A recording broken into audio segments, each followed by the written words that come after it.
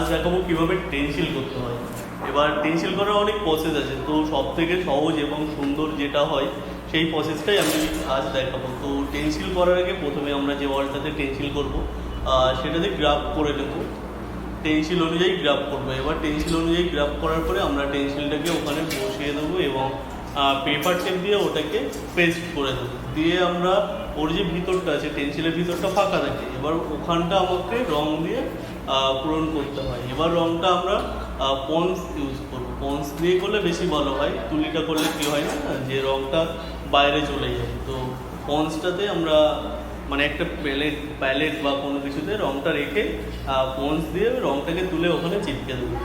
দেওয়ার পরে কিছুক্ষণ পরে পুরোটা সুন্দর করে হয়ে গেলে তখন পেপার টেপটা তুলে আমরা ওটাকে টেনসিলটাকে তুলে নিয়ে আসবো।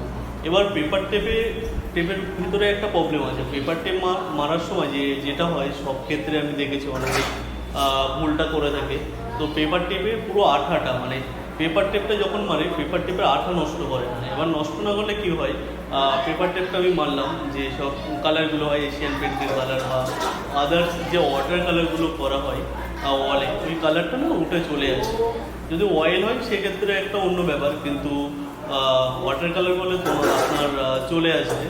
তো সেই জন্য আমরা পেপার টেপটাকে নষ্ট করবো, পেপার টেপের আঠাটা একটু নষ্ট করে দেবো, দিলে আমার আর ওটা প্রবলেমটা হবে না। এটা অনেকেই বলেছে যে দাদা এমন করলে আমাদের এই প্রবলেম হচ্ছে। তো তাদের ক্ষেত্রে এটাই বলবো যে জামা বা প্যান্ট বা সুতের কোনো জায়গায় পেপার টেপটাকে চিপকে দিয়ে ওটাকে তুলে নেবে, নিয়ে তারপরে টেনসিলের গায়ে দিয়ে দেবে, দিলে এটা পারফেক্ট হয়ে যাবে।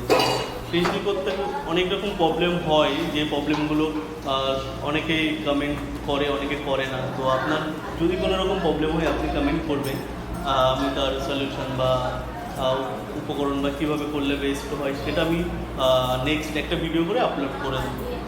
আর আমি নেক্সট একটা ভিডিও করবো, সেটা হলো মিউরাল আর্ট, কীভাবে ওয়ালে মিউরাল করতে হয়। অনেকে তো অনেকভাবে করে, কার্পচার বা অনেক কিছু অনেকেই করে, কিন্তু ওয়ালে করার ক্ষেত্রে অনেক রকম প্রবলেম হয়।